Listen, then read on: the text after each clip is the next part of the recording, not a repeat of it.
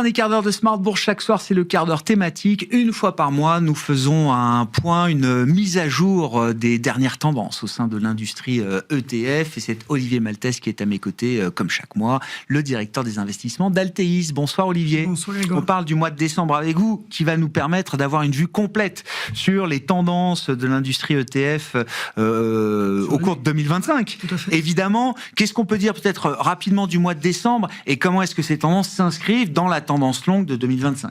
On a eu un mois de décembre en termes de collecte un peu plus calme, enfin 27 milliards quand même globalement sur les ETF, avec 20 milliards sur les actions, un peu plus pratiquement 6 sur les obligations et 1,5 sur les matières premières globalement. Donc c'est encore un mois, alors on se dit un peu plus calme, on a eu des mois un peu plus importants, puisque évidemment, tout le monde l'a en tête, 2025, c'est une année de record, une nouvelle fois. On le finit à 343 milliards. On le savait même dès le mois d'octobre, novembre. Ça fait plusieurs mois qu'on avait déjà atteint les 254 milliards. Donc là, vous dites, c'est 343 milliards d'euros au total, collecte cumulée dans l'industrie ETF en Europe, sur 2025, contre 254 en 2024, ce qui était déjà un record. Oui, c'est une très très belle année. C'est pour ça que je dis qu'on finit un peu calmement, mais 27 milliards, c'est quand même, quand on remonte à quelques années, c'est quand même des gros volumes. Et on voit, c'est manifestement, et c'est toujours essentiellement en actions. On a 250 milliards sur l'année environ en investissement en actions, contre 214 l'année précédente. On a 79 sur le marché obligataire, contre 55. Donc là aussi, une grosse progression. C'est vraiment l'année 2023 qui a été l'année la plus importante sur les ETF obligataires pour profiter des taux qui est verrouiller les taux. Exactement. Et puis, on a eu 10 milliards quand même sur les matières premières. Et si on regarde les matières premières globalement sur l'année, c'est essentiellement les métaux précieux. L'or, évidemment, 4 milliards environ sur l'année de souscription, 2 milliards sur l'argent. Quand on regarde le pétrole, on est à 150 millions, donc c'est flat, c'est légèrement positif, mais c'est vraiment les métaux précieux et évidemment l'or et l'argent, même si on le sait, on l'a dit à plusieurs reprises au cours de l'année dernière, c'est pas forcément le véhicule préféré pour investir sur l'or ou sur l'argent. On a quand même vu cette tendance relativement forte aussi sur les ETF. Sur les 250 milliards de collecte pour l'univers action à travers les ETF, si on regarde les choses en dézoomant à travers l'année 2025, est-ce qu'il y a des grandes tendances qu'on a détectées, Olivier, que vous avez détectées? On a les grandes tendances habituelles, c'est-à-dire évidemment les grosses capitalisations mondiales. On le sait, les ETF, en général, c'est grosses capitalisations mondiales, c'est les grosses capitalisations américaines. Donc même si on se souvient, en 2025, il y a eu plusieurs mois où on était même en décollecte sur les actions américaines. Au global, c'est quand même évidemment les actions américaines aussi qui ont drivé les flux, les grosses capitalisations européennes et de la zone euro. Et l'émergent, ce qui n'est pas forcément le cas tous les ans, mais l'émergent, il y a eu des bonnes performances sur l'année, il y a eu des flux aussi très importants globalement sur les ETF. Donc en termes de souscription et de collecte, on n'a rien de très surprenant, à part peut-être l'émergent qu'on peut noter qui est pas là tous les ans. En termes de décollecte, petite capitalisation américaine, toujours de manière relativement importante, les moyennes capis du Royaume-Uni. Et en termes de secteur, c'est l'énergie surtout qui a décollecté, les biens de consommation et les services et l'immobilier coté globalement sur les secteurs. Donc pas de surprise sur les collectes. Les collectes, c'est toujours un peu plus intéressant de voir là où les investisseurs aussi se sont désexposés. On verra bien effectivement ce que ça donne sur 2026, ces secteurs qui ont été mis de côté, j'ai envie de dire, par les investisseurs en 2025. Sur la partie obligataire, alors effectivement, une portion beaucoup plus congrue. Vous disiez 6 milliards de collecte nette tout au long de l'année, c'est ça, pour l'obligataire? Non, c'est juste décembre. 79, pardon. Oui, 80 milliards de collecte nette sur l'ensemble de l'année pour la partie obligataire. Là aussi, quel type de tendance est-ce qu'on a pu observer? Alors, on a vu beaucoup de souscriptions sur les obligations d'entreprise en euros, globalement. Au niveau des États-Unis, plutôt de l'ultra court terme. On voit qu'il y a eu plutôt des prises de position sur du court terme et de l'ultra court. Aussi, les obligations mondiales et diversifiées. Donc, globalement, le Global Ag souscrit bien, qui permet d'avoir à la fois du souverain et du crédit.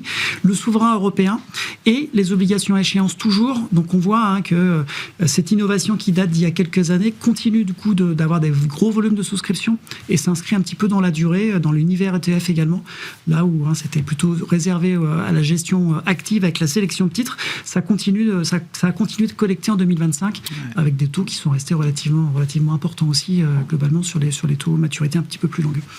En décollecte, le corpo américain globalement a décollecté.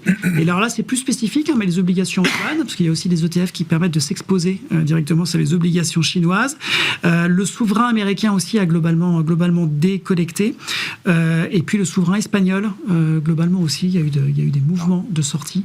Donc là, on est sur le marché vraiment européen. Donc après, sur certaines zones, il peut y avoir des mouvements relativement importants. qu'est-ce qu'on peut dire du thème ESG?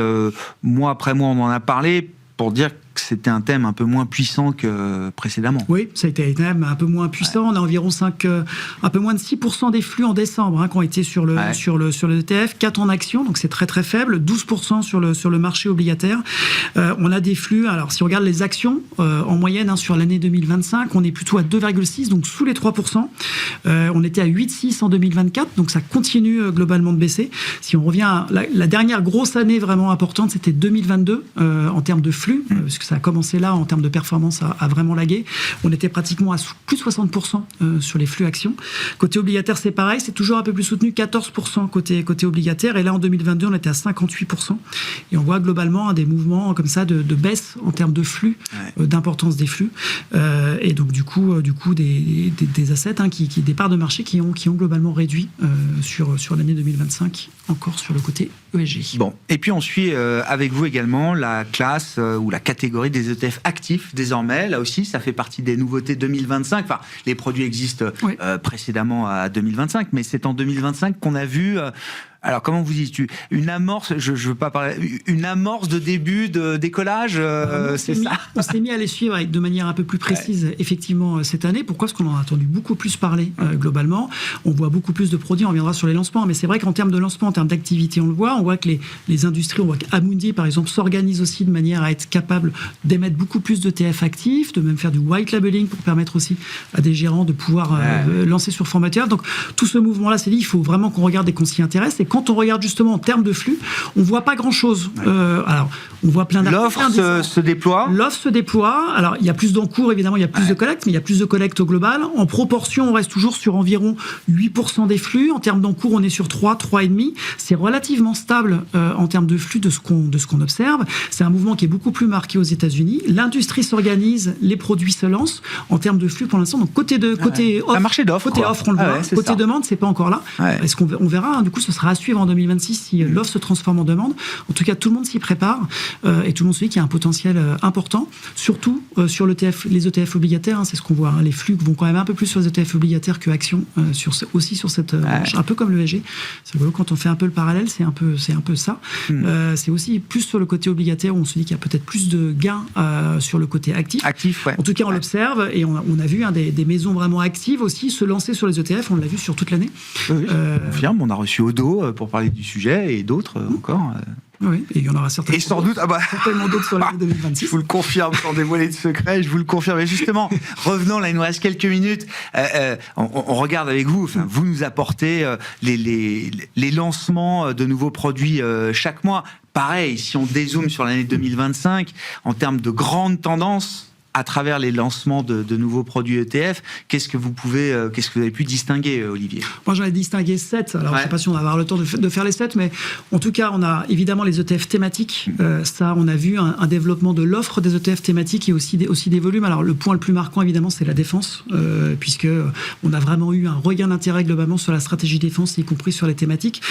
On démarre l'année 2025 avec 5 ETF sur la défense, que des ETF mondiaux, donc vraiment plus sur la défense américaine. On finit l'année avec 20 ETF et on a vu à partir du mois de mars avec WisdomTree qui a lancé le premier, mais vraiment des ETF spécifiquement sur la défense européenne. Donc on a vu ce changement-là. Donc on passe de 5 à 20, donc on fait x4 en termes de nombre d'ETF avec du coup des spécialisations un peu plus importantes. Et en termes d'encours, on finit à 14,5 milliards en euros sur la thématique vraiment spécifique défense via ETF. Et on a un peu plus de 10 milliards de souscriptions. Donc on voit vraiment quelque chose. Donc voilà, ça a été une année thématique globalement et une année défense. Et puis ensuite, on voit, alors, si on regarde l'ESG, il y a eu toujours des lancements, même, un peu moins marqués que les années précédentes, où tous les mois, on voyait vraiment beaucoup, mais en tout cas, ça a continué. On a vu beaucoup plus, on l'a évoqué, de lancements sur les ETF actifs, donc peut-être un switch entre l'ESG et l'actif en termes de lancement. On a vu aussi l'activité PEA, avec des acteurs, notamment BlackRock, qui est arrivé aussi sur le fait d'avoir un ETF monde investissable en PEA. Et puis aussi, du coup, c'est Amundi qui avait fait un PEA 2 fois leveragé globalement. Donc on a vu que sur le côté côté PEA et le synthétique, globalement aussi, se diversifiaient. On a vu aussi les ETF à maturité qui ont continué. Donc, on a vu que ça se marchait en termes de collecte, mais du coup, la gamme continue. Et donc, année après année, on va aussi élargir et rajouter des maturités pour permettre aux investisseurs aussi de continuer ou de rouler. Des ETF d'allocation, c'est-à-dire des ETF qui vont mettre à la fois obligataires et actions pour permettre à des gérants ou à des investisseurs des CGP d'aller investir directement et d'avoir des positions prudentes, équilibrées, dynamiques, plutôt fixes. Donc soit fixes, soit en mode un peu life cycle, c'est-à-dire qu'avec une maturité, et plus on va se rapprocher de la date de maturité, plus on va augmenter le poids obligataire. Je comprends. Donc on a vu prépare la retraite, quoi. Exactement. Et on a vu aussi que les ETF essayaient d'aborder un point un peu crucial et un point d'inquiétude qui est la concentration des indices aussi, avec beaucoup d'indices equally weighted qui sont sortis. Donc en termes de performance, ça n'a pas forcément été au rendez-vous, mais en tout cas, on a vu que cette attente et cette crainte de certains investisseurs ont permis d'avoir un développement de ces ETF-là. Et on voit aussi des lancements d'ETF qui viennent apporter une protection grâce à des options à l'intérieur. Et là, c'est pareil, c'est un peu comme les ETF actifs, on suit les US, où on a vu que Goldman Sachs avait racheté au mois de décembre un acteur, Innovactor, qui est vraiment spécialisé dessus. D'accord. Ils ont mis 2 milliards sur la table pour acheter cet acteur-là, spécifique vraiment de ces ETF. Pour conclure, c'est ce que vous dites et c'est le message que vous portez depuis un moment chez nous notamment, Olivier, c'est que oui, l'ETF reste un produit simple, à frais réduits, bien sûr, mais au fur et à mesure que l'offre se développe, il y a quand même de plus en plus de sophistication, de complexité, alors toujours à moindre coût par rapport à ce que peut produire la gestion active, mais on n'est pas dans une offre toujours simple désormais. Non, alors c'est un produit qui est simple, qui est lisible, transparent, donc ça, les avantages restent là. C'est un produit qui reste moins chargé de toute façon que la gestion active traditionnelle, ça c'est sûr, mais par contre c'est un produit, et c'est des produits sur lesquels il faut de toute façon y passer un petit peu de temps et bien comprendre ce qu'on achète. On l'a vu aussi, on va parler marché un peu, mais l'effet du dollar sur l'année dernière a montré à beaucoup d'investisseurs que lorsqu'on investissait dans un ETF monde, on avait une grosse position en dollars, et que quand le dollar baissait de 14%, forcément, ça faisait quand même une grosse baisse. Et beaucoup d'investisseurs s'en sont rendus compte et n'avaient pas forcément pris conscience. Et ça, c'est une complexité un petit peu du premier niveau, j'ai envie de dire. Et donc, on le voit, c'est pas compliqué, mais il faut y passer du temps ou se faire conseiller par ces CGP ou par des sociétés de gestion. Mais vraiment, regardez, c'est pas compliqué, mais c'est pas pour ça qu'il faut pas y passer un petit peu de temps. Et c'est vrai que comme c'est un marché, on le voit, là, drivé vraiment par l'offre au niveau des émetteurs, parce qu'il y a une forte demande et plus ça va, plus c'est une jungle. Exactement. Il faut y passer du temps. Les thématiques, c'est le cas aussi. Thématique, c'est toujours beaucoup plus concentré. Il faut regarder à l'intérieur vraiment comment est constituée la thématique pour pas avoir de mauvaises surprises.